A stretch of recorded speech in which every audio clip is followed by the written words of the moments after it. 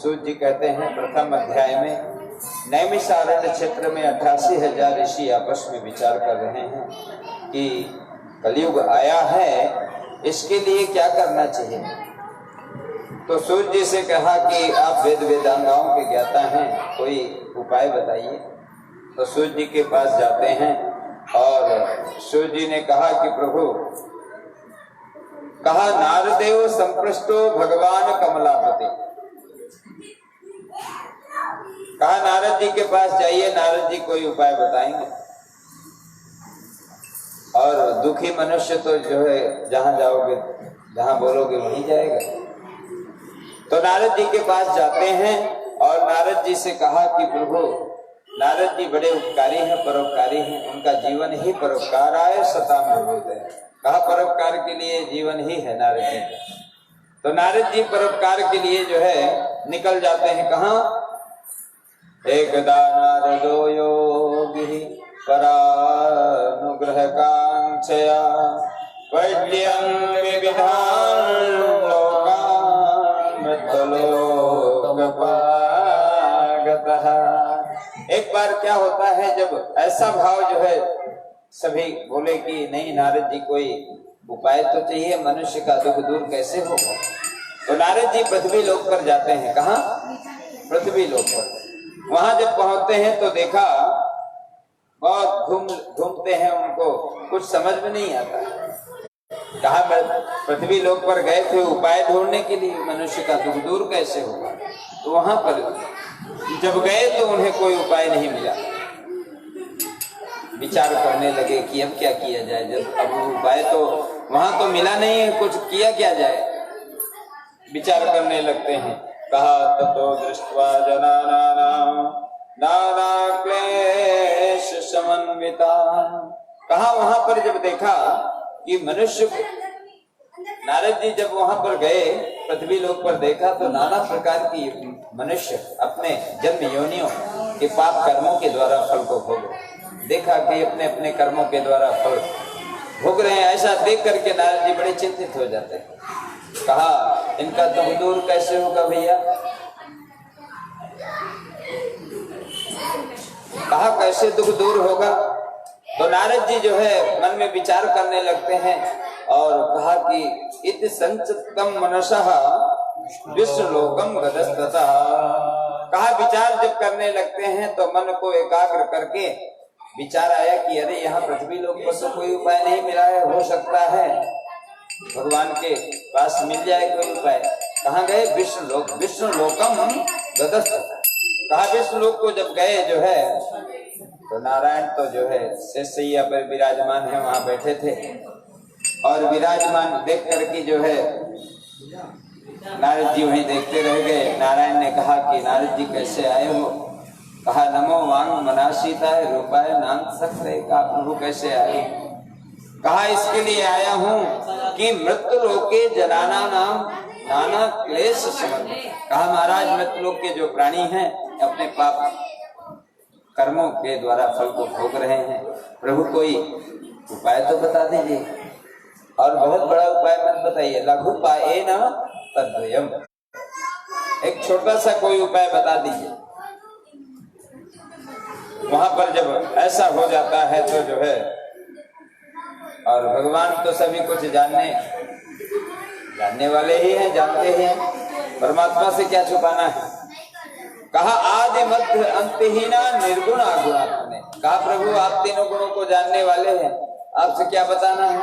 आपको तो सब मालूम है कि कौन दुखी है कौन नहीं दुखी। कहा आपको क्या बताएं? फिर भी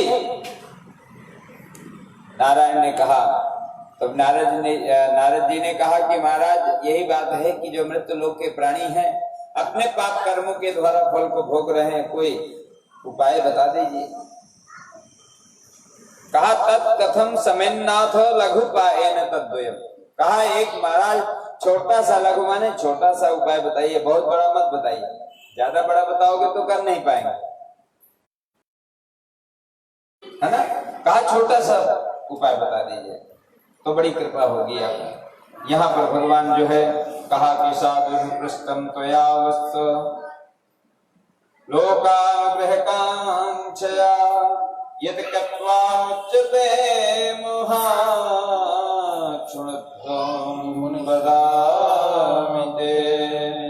कहा भगवान के ऐसे वचनों को सुन करके जो है कहा कि ये जो व्रत बता रहा हूँ महाराज ये स्वर्गे मृत्य च दुर्लभम। कहा स्वर्ग और मृत्यु लोक में दोनों में दुर्लभ व्रत है। भगवान नारायण की कथा बड़ी दुर्लभ कथा है। कहा महाराज कथा तो आपने बता रहे हैं, तो स्नेहान मयावत्सो प्रकाशा प्रकाशः प्रीते धनो। कहा तुम्हारे स्नेह प्रेम के कारण मैं बता रहा हूँ इस कथा। और कहा महाराज ये व्रत करता क्या है, कैसे करना चाहिए ये भी तो बताइए। तब उन्होंने कहा कि महाराज ये भगवान सत्यनारायण जी की विधि पूर्वक भगवान की कथा करिए, उससे ये कथा भगवान नारायण की सब कुछ देने वाली है। कहा कैसे? कहा दुख शोकादि शमनम धन धान्य प्रवर्धनम। कहा महाराज ये दुख को भी दूर करने वाली है कथा और सुख देने वाली है, धन धान्य भी देने वाली है और सौभाग्य संतति करम सर्वत्र विजया। कहा सौभाग्य भी देने वाला एक व्रत है और कहा क्या देने वाला है? विजय भी देने वाला व्रत है। और यस्मिन् कस्मिन् दिने मर्त्यो भक्त श्रद्धा समन्वितो। कहा महाराज ये तो व्रत सब कुछ देने वाला है मगर करना कब चाहिए? यस्मिन् कस्मिन् दिनेर मर्त्योर भक्ति श्रद्धा समन्वित। कहा महाराज कथा तो आपने बताया मगर इसको कब करना चाहिए ये भी तो बता दो। कहा ये भक्ति के अंदर देखिए, भक्ति जब आ जाए, कहा भक्ति श्रद्धा समन्वित। कहा कि जब भक्त के अंदर भक्ति और श्रद्धा दोनों जब आ जाती है, भाव जब उत्पन्न हो जाता है तो भगवान की पूजा कर लेना चाहिए। उसमें विचारांश करने की कोई आवश्यकता नहीं है। कहा उसमें विचार नहीं करना है और भगवान की पूजा करना है। और कहा कि महाराज ऐसी बात है तब, और कहा इसकी सामग्री क्या है महाराज, सामग्री भी तो बताइए। कारंभा फलम घृतम क्षीरम गोधूम चतुर्नकम्। कहा महाराज इसकी सामग्री, कहा रंभा फल माने केले के खंभों से भगवान का मंडप सजाना चाहिए, और रंभा फलम घृतम फल घी और क्षीर माने दूध और गेहूं का आटा बना करके भगवान का चूर्ण बनाना चाहिए और भगवान को अर्पण करना चाहिए। और कहा बंधु बांधवों के साथ में भगवान की पूजा करना चाहिए। कहा कि प्रसादम भक्षयेत् भक्त्या नृत्य गीतम चरे। कहा ये सब होने के बाद भगवान का कीर्तन भजन भी होना चाहिए, भगवान का गुणगान भी होना चाहिए। कहा एवं कते मनुष्याणाम मुंचितार्थम सिद्धिर भवेत्। कहा महाराज जो ऐसे श्रद्धा भक्ति भाव से भगवान की पूजा करता है तो उसकी मनोकामना पूर्ण हो जाती है। श्री स्कंद पुराणे दिवाखंडे सत्यनारायण बुद्ध कथायां प्रथमोऽध्यायः बोले सत्यनारायण।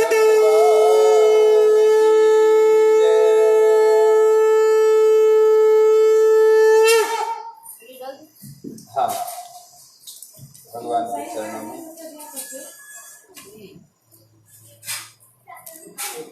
ओम हरि ओम ओम श्रुतवाचः थन ओम तिरपल फल पीता जाए बंदे जपले नमः शिवाय। तिरपल फल पीता जाए बंदे जपले नमः शिवाय। ओम नमः शिवाय हरि ओम नमः शिवाय। ओम नमः शिवाय हरि ओम नमः शिवाय। पल पल देता जाए बंदे जपले नमः शिवाय। पल पल पीता जाए बंदे जपले नमः शिवाय। ओम नमः शिवाय हरि ओम नमः शिवाय। ओम नमः शिवाय हरि ओम नमः शिवाय। शिव शिव तुम हृदय पे बोलो, शिव शिव तुम हृदय से बोलो, शिव शिव तुम हृदय पे बोलो, शिव शिव तुम हृदय से बोलो। मन मंदिर का पर्दा खोलो, मन मंदिर का पर्दा खोलो, मन मंदिर का पर्दा खोलो, मन मंदिर का पर्दा खोलो। यह अवसर खाली न जाए बंदे, अवसर खाली न जाए बंदे जपले नमः शिवाय। पल पल बीता जाए बंदे जपले नमः शिवाय। पल पल बीता जाए बंदे जपले नमः शिवाय। ओम नमः शिवाय। ओम नमः शिवाय। डम डमरो वाला बड़ा मत वाला, बड़ा मत वाला है। डम डमरो वाला बड़ा मत वाला, बड़ा मत वाला है। शंकर भगवान की जय। पार्वती पते हर हर महादेव की जय। ओम हरि ओम द्वितीयोऽध्यायः श्रोतुवाचः अथर्नाम वृक्षामि शृणुतिं शतमः कश्चित् काशीपुरे दन्मे हाथीजितोऽत निर्धनः। सूर्य जी कहते हैं द्वितीय अध्याय में कश्चित् काशीपुरी में एक ब्राह्मण देवता रहते थे। देखिए क्या है, भगवान का नित्य कर्म अपना हो या किसी का भी हो, नित्य कर्म बहुत जरूरी है, तो उसको नहीं भूलना चाहिए।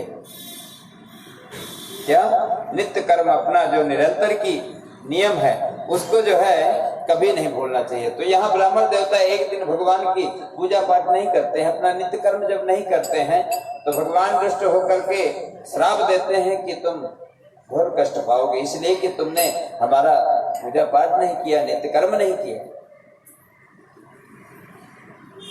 जब ऐसा हुआ जो है, ब्राह्मण देवता काफी कष्ट,